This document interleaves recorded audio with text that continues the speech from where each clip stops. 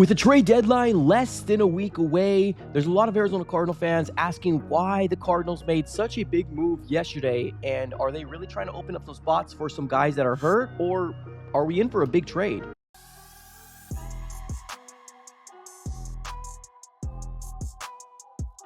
What's going on, everybody? Welcome back into another video. Definitely do me a huge favor, smack up that like button and subscribe for more Arizona Cardinals content. On this channel, we're covering the Arizona Cardinals news, breaking news, conversational pieces, everything surrounding your favorite team. And we are on the road to 19K. Cannot do without you guys, so make sure you subscribe it up. It's absolutely for free. And now, real quick, just FYI, I'm recording this after I already recorded the rest of this video. So we just got some news about what the Arizona Cardinals are going to be doing. Now, it's not going to be solving the running back situation, what we're going to be talking about a little later on, but it seems like Jonathan Gannon ended up coming out this morning and saying that B.J. Ojuari, as well as Garrett Williams, cornerback, arguably our best cornerback veteran on this team, the 21-day window is officially opening up. Now, let me go ahead and be very specific. Garrett Williams' 21-day window will actually be opened up today on October the 28th, so we're going to see him out there in practice. And B.J. Ojuari, the guy that we all thought never existed, right? We saw him a little bit here and there, and it almost kind of seemed like a Mandela effect.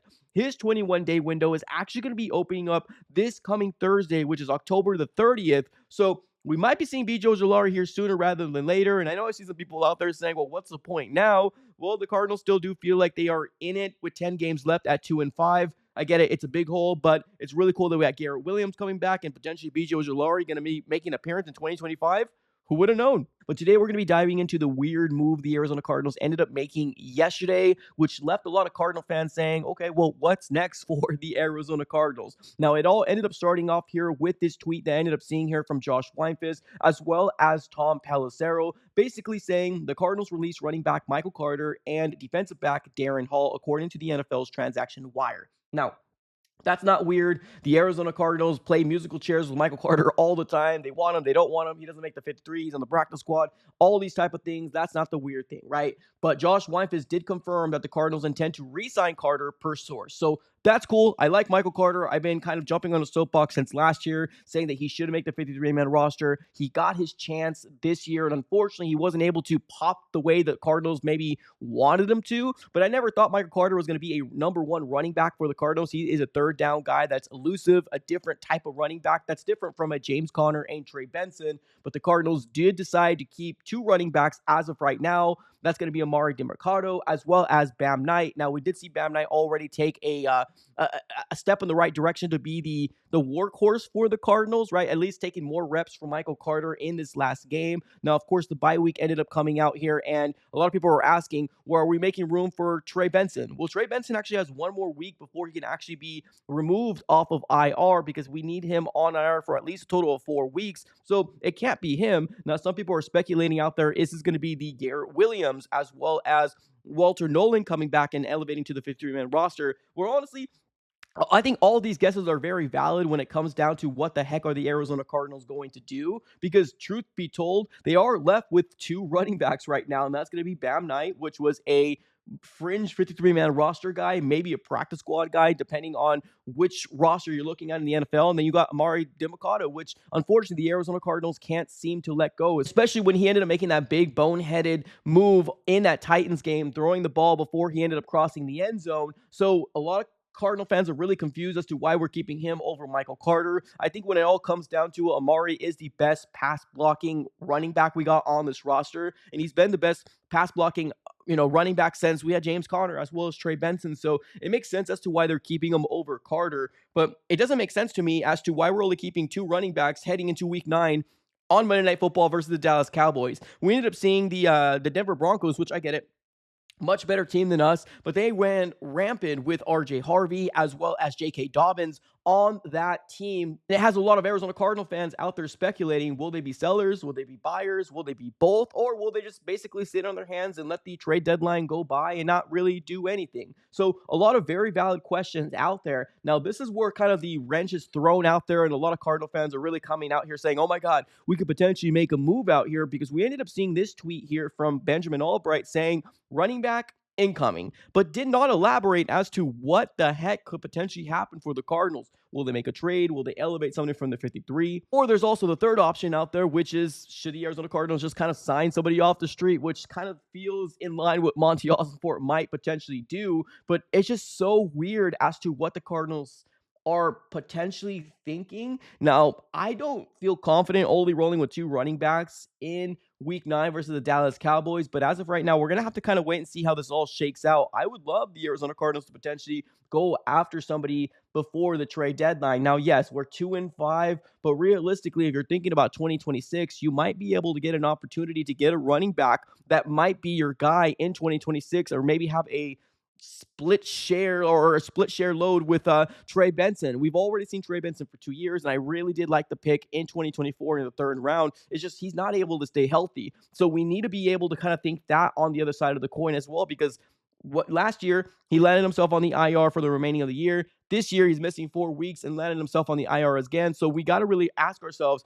can our number one running back or workhorse for this team be able to stay healthy? And if right now we don't have the answers or the unknown, the Arizona Cardinals could potentially go out there and get themselves a running back to hopefully fix this terrible running game that we've had since the beginning of the year. And that's even when James Conner was on this roster and Trey Benson was healthy. This has not been a really good running attack offense for the Cardinals, which that's definitely something they pride themselves on. So with this tweet kind of being out there, got a lot of question marks out there, a lot of Cardinal fans speculating that, hey, we might make a trade, or there's just a running back coming, whether it's a big name or small name, but something's going to shake up this running back room. But I'm curious to figure out what your guys' overall thoughts here in the comments below. Let me give a real quick shout out here to the sponsors of the AZ Sports Fan here on YouTube throughout the entirety of the 2025 season, and that's going to be none other than Sleeper.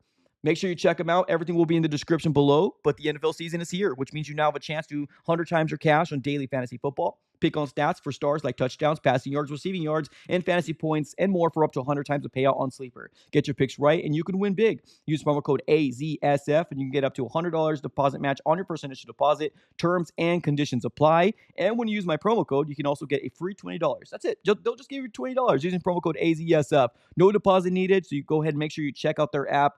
Play all the games they have on there. It's absolutely for fun. Also, keep in mind, terms and conditions apply, like I mentioned before. But make sure you check out Sleeper, proud sponsors of the AZ Sports Fan throughout the entirety of the 2025 season. Let's move on and continue this conversation. Now, another thing that I ended up seeing here on X/Twitter is around the NFL ended up putting this post out saying that the Jets are getting calls from defensive tackle Quinn Williams as well as running back Breece Hall per rap sheet. Now, we've been talking about Breece Hall for a very, very long time on this channel, and this is even before James Conner went down and a little before Trey Benson actually took the helm of being RB number one. And unfortunately, he got hurt that same week. But there's just a lot of speculation out there. Should the Arizona Cardinals go after a guy like Breece Hall, right? A guy that was a very high pick, but has not really worked out with the Jets. Now, the Cardinals are in need potentially being an RB1. Now, some people can look at this as, oh, this is a rental. Why would you use a draft pick on a rental? Well, it depends on what, I guess draft pick is going their way. If you can get away with the 4th round, 5th round to potentially get your running back of the future, I think it's a no-brainer. Now, yes, the Cardinals are 2-5 right now. What's the point? Some people are out there saying, well, if you're thinking about 2026, I feel like I would feel a lot more better with that duo tandem compared to a Trey Benson and an Amari DeMarcado as well as a Bam Knight, right? That doesn't do it for me. I love Bam Knight. I'm glad he's getting his opportunity. I really do hope that he can show us that he could potentially be RB number one. But honestly, I'm not ruling out the idea that I want Breece Hall on this roster if I'm going to be real with you. Now, we're going to talk about this, right? Running back incoming. What's another potential running back out there that the Cardinals could potentially target in this trade deadline? Well, Alvin Kamara has always been a guy that's been kind of teased out there that he's looking for a new spot or that the Saints could potentially unload him. Alvin Kamara right now is pretty darn expensive and he's 30 years old, so that might be a little bit more of a rental for me. I don't know how long he can go much longer in terms of being an RB number one. And I'm going to be real, like his production hasn't been that great in the Saints, but the Saints haven't been really good either. So maybe he's looking for a fresh new start. Maybe he's looking for a brand new team, right? A different environment. That can very well be a possibility as well. But I always go back to the Breece Hall situation. How cool would it be if the Arizona Cardinals ended up going after Breece Hall? It would be awesome. It would be amazing. Now, there's other running backs out there as well. I had a subscriber reach out to me and saying the Cardinals should go after Chuba Hubbard. Well, that's an option as well. I do like Chuba Hubbard, and that's going to be the running back from the Carolina Panthers. Now, they've been doing a weird running back by committee with those guys split sharing between both of those two running backs. Now, before Chuba Hubbard ended up getting hurt with a calf injury, he came back and they were doing the split share. But it's very, very obvious that who runs better within those two guys, Rico Dowell or Chuba, is Rico. So I think right now they're going to start pivoting for him to take more of the workload as opposed to splitting 50-50 share, right? Alternating specific, reps here and there. So now that kind of leaves the opportunity for maybe Chuba Hubbard might be available for a potential trade. Now, yes, if you look at the contract from Chuba Hubbard, isn't as friendly as I would hope it would be, but it doesn't break down to be that bad if you really look at it. And we're going to be diving into it here per over the cap. This is going to be what the contract looks like. Now, he did get an extension. He's 26 years old as of right now. He just got a $33.2 million extension not too long ago. But if you take a look the way that it actually breaks down, the guaranteed salary actually stops in 2026. So if you're looking for a running back that has proven that he can actually do it in the NFL, this can very well be a guy that you can maybe throw a late round pick to potentially, right? A, his contract, and then B, they already seem to kind of have their running back over there that's breaking all sorts of records if given the opportunity. Now, his cap space is a little up there, right? $7.5 million is a little up there, but guaranteed salary stops. So if it doesn't work out in 2026 with them, then maybe there's going to be some sort of out for the Cardinals to potentially move off of them. I feel like this would also be a good option here for Chuba Hubbard for the Cardinals to potentially go after somebody like that. But Breece Hall, right? I feel like this is a no-brainer.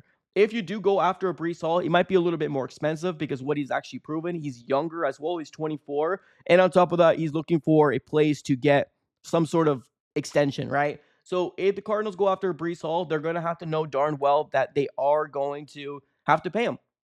Have to pay him. So there's other running backs out there that the Cardinals could potentially make a move, definitely for sure. But it always goes back to the same situation that we're always talking about, right? Will the Arizona Cardinals make a move?